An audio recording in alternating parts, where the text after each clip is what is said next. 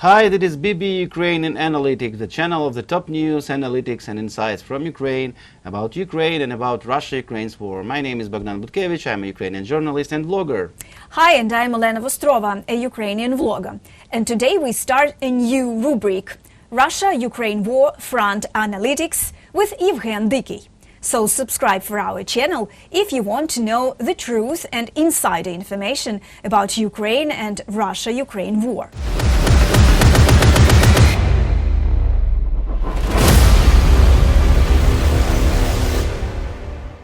So, today we are glad to introduce our speaker, Evgen Dykyi, who was a war veteran, analyst, and also a scientist In his civilian life. And to my mind, he is the best analyst in our Ukrainian media space who gives objective information about what's going on the front line of Russia-Ukraine war. So meet our analyst, Evgen Dykyi. Hello, dear friends of Ukraine. The Wall Street Journal wrote that Ukrainian forces have penetrated the main Russian defensive line in their country's southeast, raising hopes of the breakthrough they would reinvigorate the slow-moving counteroffensive. What is really going on there right now? Отже, почнемо із ситуації на фронті. So, let's start with the situation at the front. Of course, it is difficult. But it is difficult mostly in our favor. We are breaking through the very dense defense lines of the Russians in the south of our country. And I would not say that we broke through the second of the three lines of Russians' defense, but we are already inside this second line. It is necessary to understand that in real war, the line is not a line on a map. This is not a sort of thin ribbon. This is a complex of defensive structures with a width of dozen kilometers or even more.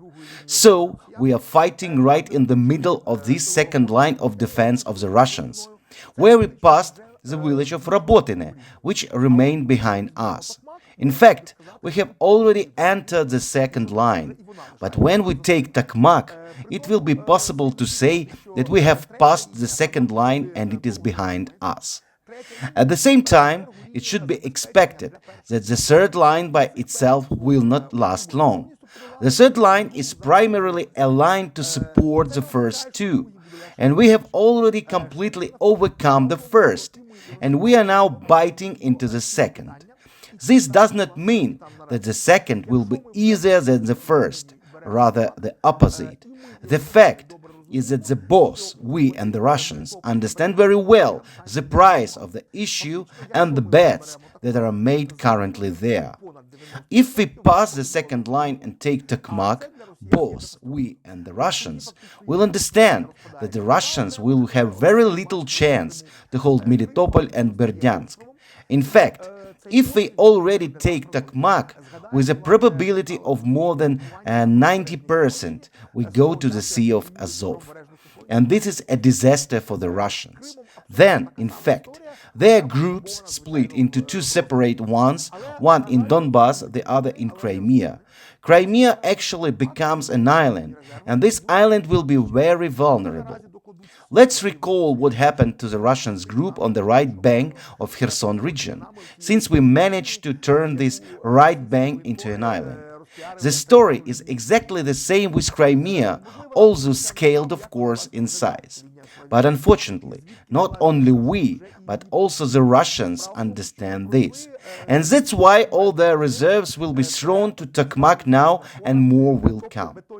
They will currently make every possible effort to prevent our further breakthrough, our passage through this second line, which the Russian military correspondents have promoted as a so-called Surovikin line. Perhaps our viewers are interested in what this Surovikin line actually looks like and where the idea that we have already passed it came from. The fact is that we passed the funniest part of it, the so-called dragon's teeth, that is, concrete pyramids. To be honest, why the Russians build these concrete pyramids is a big mystery. Well, except that they simply stole money on it. This is the only rational explanation, because there is no real benefit in combat from these pyramids, and they did not and do not pose any obstacle to our offensive. But these pyramids marked the beginning of the Surovikin line.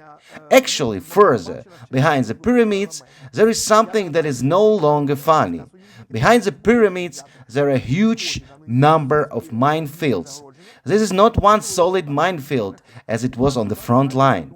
On the front line, let me remind you, we had to overcome a large minefield with a total area of a couple of 100 square kilometers, because it was more than 100 kilometers long and 5-10 kilometers wide in different areas.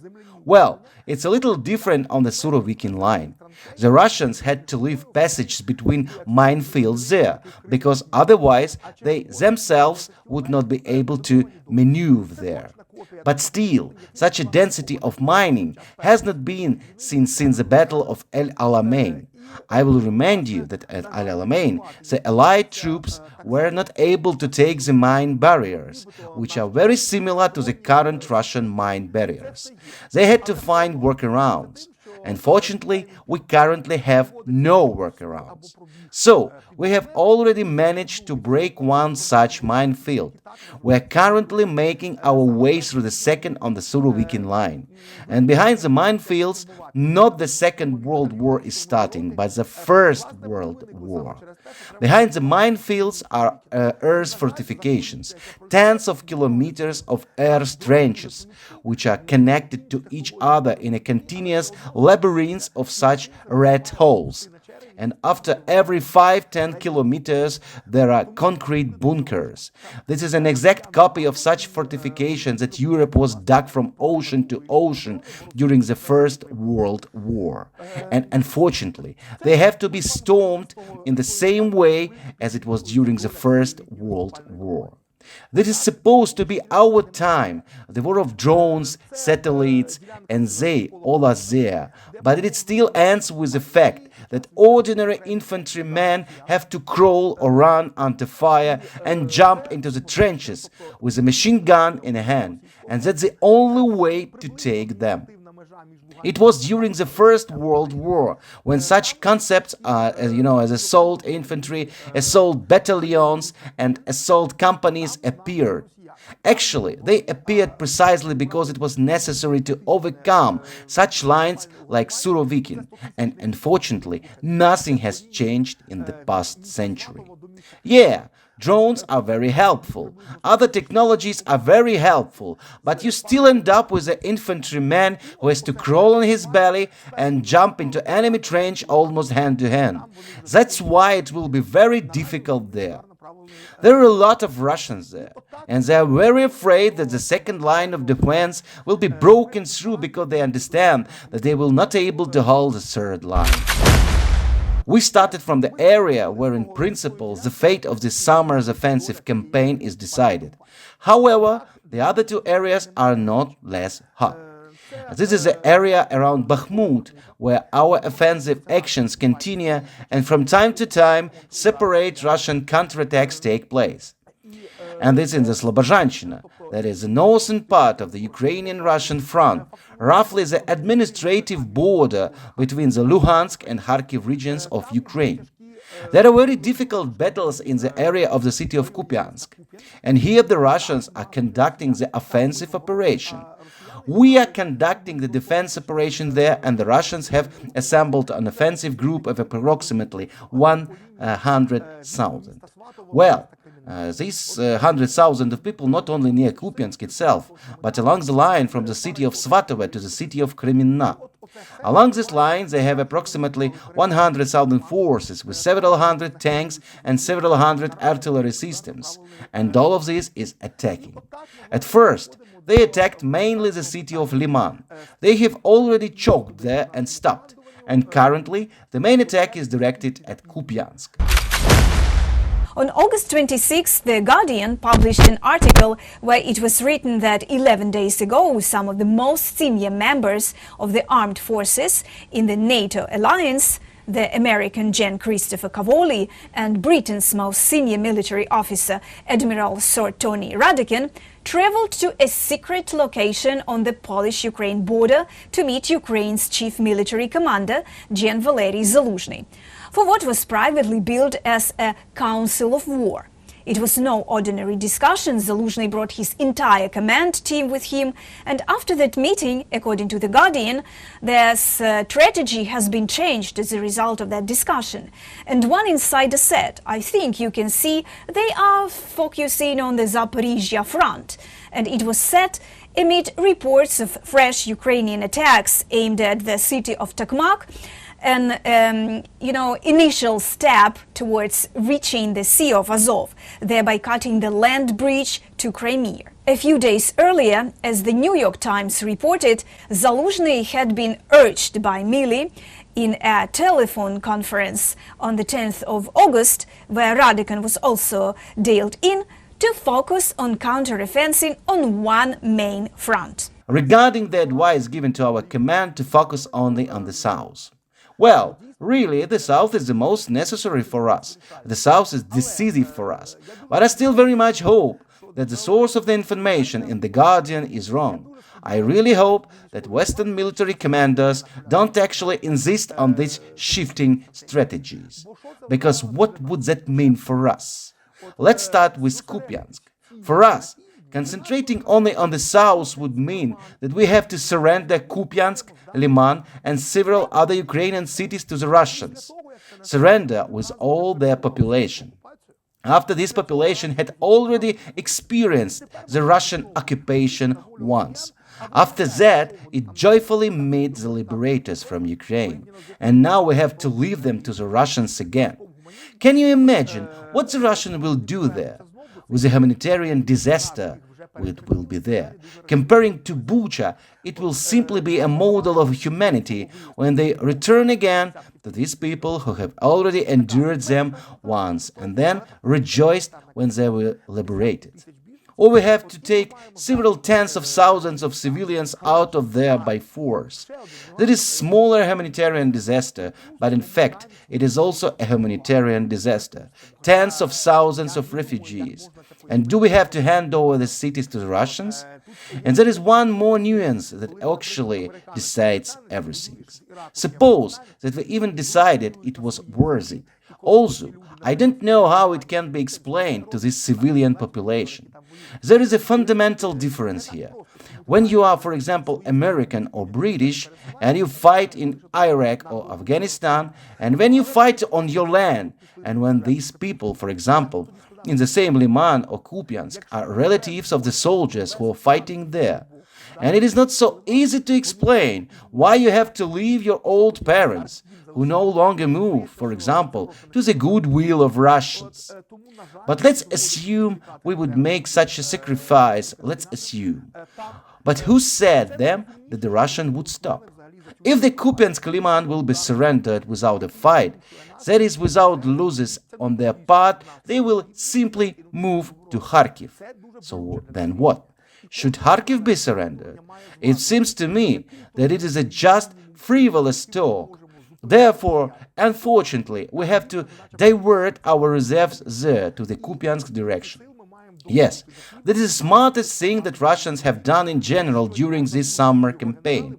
It was the attack on Kupyansk that forced us to really withdraw part of reserves from the offensive in the south and transfer there for the defense. This is a very painful decision for us. And every day our command has to consider what is the necessary minimum force with which we can stop the Russians near Kupyansk. There is no bigger task yet. Just stop.